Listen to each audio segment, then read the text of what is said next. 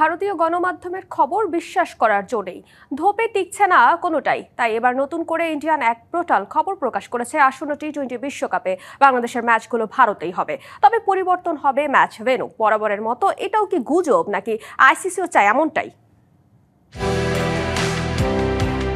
গায়ে মানে না আপনি মোড়ল, ভারতীয় গণমাধ্যমের হয়েছে তাই। বাংলাদেশ দলের ভারতে গিয়ে বিশ্বকাপ খেলা না খেলা নিয়ে নানান সময়ে নানান আলোচনা হয়েছে, যার বেশিরভাগই এসেছে ভারতীয় গণমাধ্যমগুলোর রিউমার থেকে, যাতে যোগ দিয়েছিল ESPN ক্রিকইনফোর মতো পোর্টাল। এবার সেই তালিকায় আরেক নাম ক্রিকবাজ।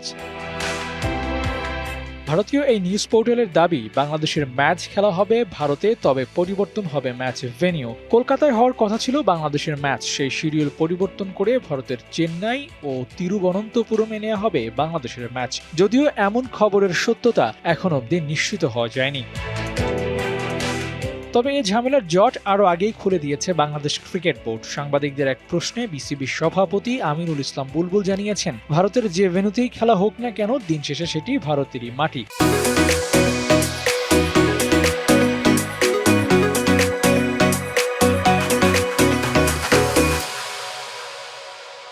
তাই আইসিসি যদি এমন কোনো সিদ্ধান্ত নেয়, তাহলে বিসিবি যে তা সহজে মেনে নেবে এমনটা ভাবার কোনো কারণ নেই। কেননা বাংলাদেশ ক্রিকেট বোর্ড আগেই জানিয়ে দিয়েছে তাদের সিদ্ধান্ত। এখন কেবল দেখার পালা আইসিসি থেকে ফাইনাল মেসেজে বিসিবির জন্য কি নির্দেশনা দেওয়া হয়।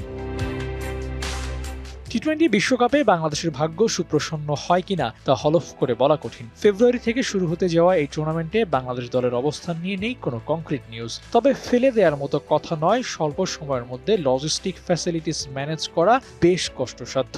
সেই হিসেবে বাংলাদেশের ম্যাচগুলো ভারতের বাইরে আয়োজন করা আইসিসির জন্য চ্যালেঞ্জই বটে। Abu Naim, DBC news desk.